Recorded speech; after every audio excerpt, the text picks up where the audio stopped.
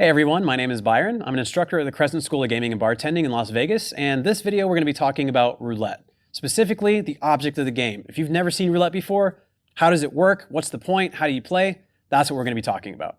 Looking at this game from the outside in, it does look a little bit intimidating. There's a lot of numbers, you got a spinning wheel, you have a bunch of weird colored checks and chips that you don't see anywhere else.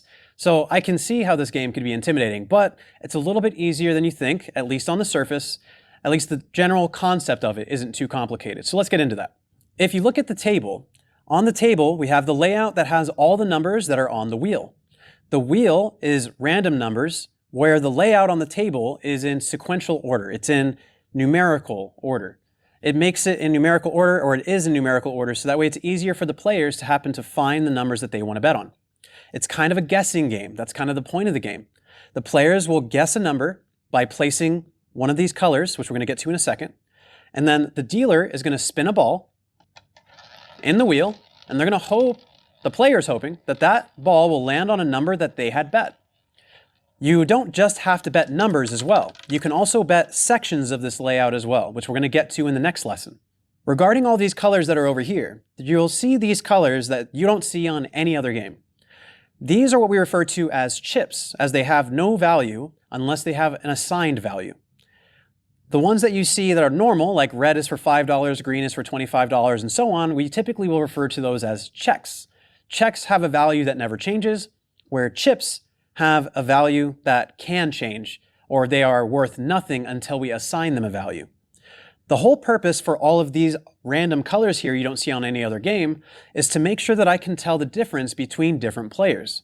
If I have two players and they both want to bet the exact same number, I'm going to have them as a different color so I can identify who I need to pay and how much each individual person decided to bet. So the long and short of it is, in this game, there's a pretty strict rule that is one color per person. So when you sit down at the table, depending on how much you buy in for, you will probably get assigned a color, and that's the color that you can use. The dealer will usually then set a value that these colors are going to be set at.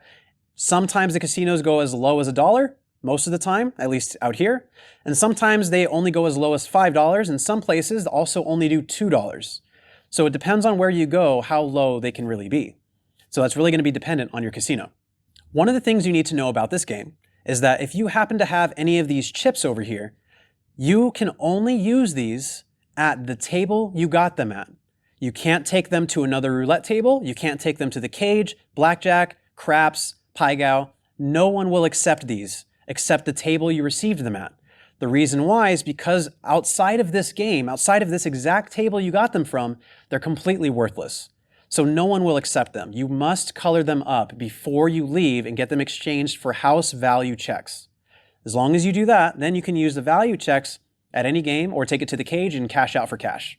So with that, that's going to conclude this quick lesson of the object of the game. If you guys are interested in learning a little bit more about this game, you guys can take a look at this video over here, and I'll actually show you guys the different bets that are involved and exactly what the pay ratios of everything is. And then we're going to go down that rabbit hole, and we're going to start really understanding exactly how this game is dealt, even from a dealer's perspective. So go ahead and watch that video, and I'll see you guys in there.